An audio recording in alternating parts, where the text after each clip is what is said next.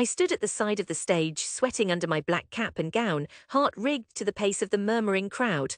Everyone called our names one by one, lives in alphabetical order.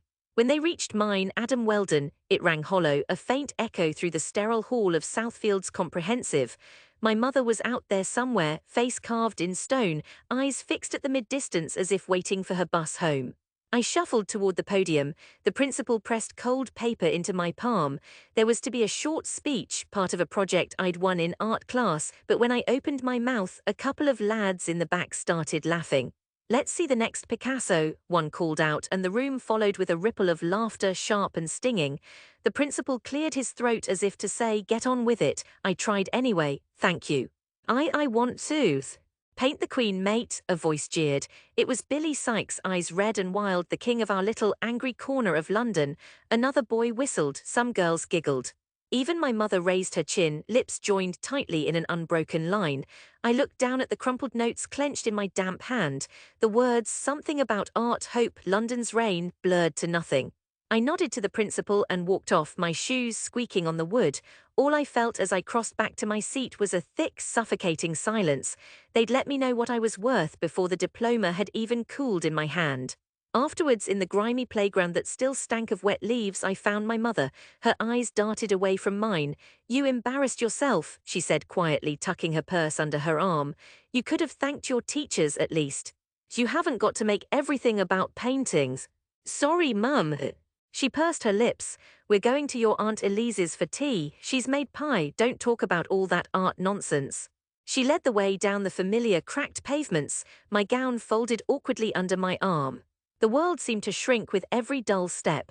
At Elise's, the extended family had gathered, uncles with fat hands, disapproving aunties, cousins who worked in shops or building sites. They spoke in clipped, practical words about things that mattered: wages, promotions, bargains at Asda. No one asked me about the speech or the painting I'd done that won the school's silly little award. Finally, Aunt Elise placed a plate in front of me and said, "You want to be a painter? Get a real job first, love. Everyone paints when they're old or bored." My uncle nodded. "No one buys those unless you're dead or famous. Best start with something reliable." The table cackled, forks banging plates. I stared at my pie, chest full of wet concrete. That was the day my home shrunk, the walls closing tighter around a secret I dare not even speak aloud. They didn't want to know me unless I was someone else. The years that followed were a study in silence.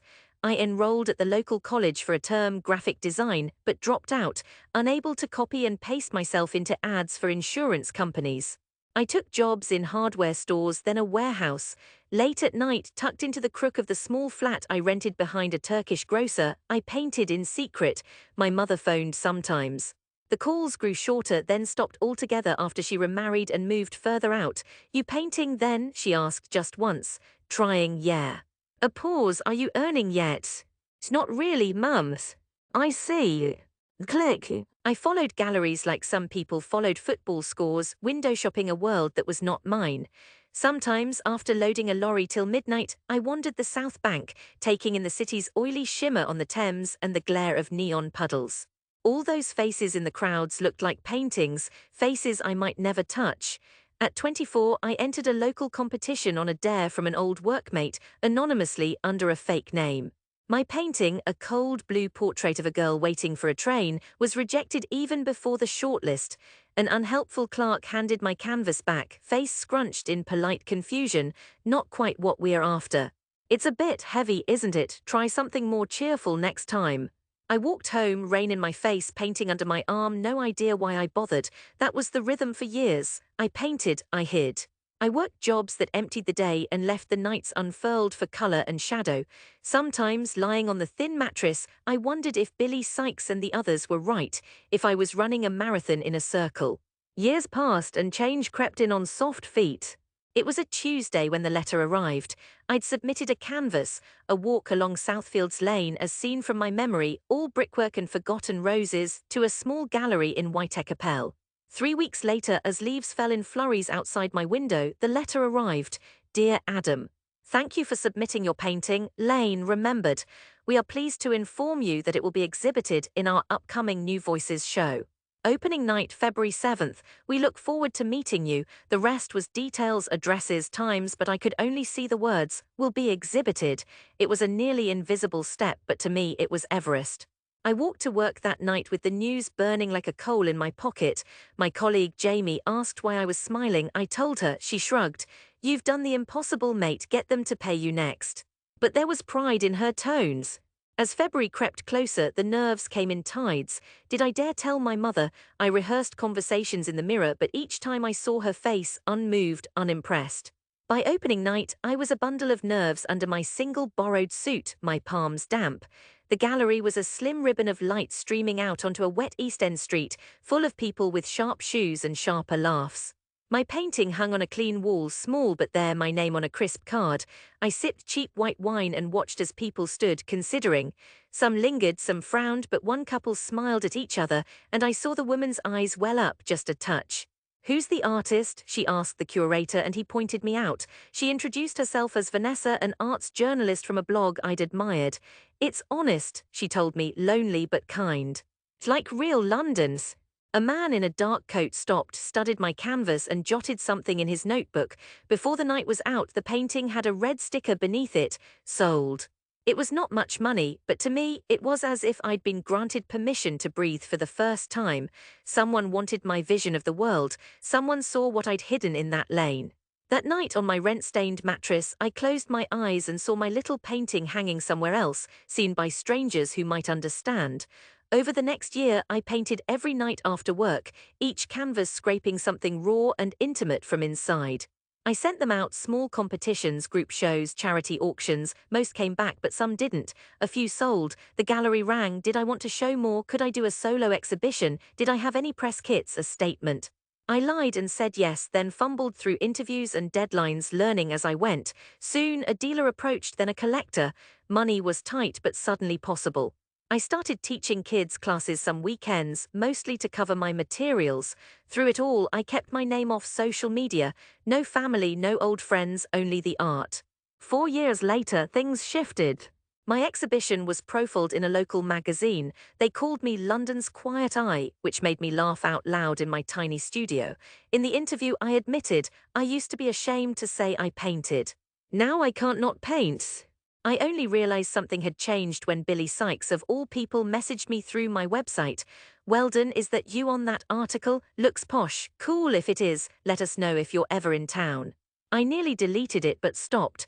Billy Sykes, the same cruel mouth now softened by the years. Strange as it wasn't anger that I felt, but a faint, complicated sadness.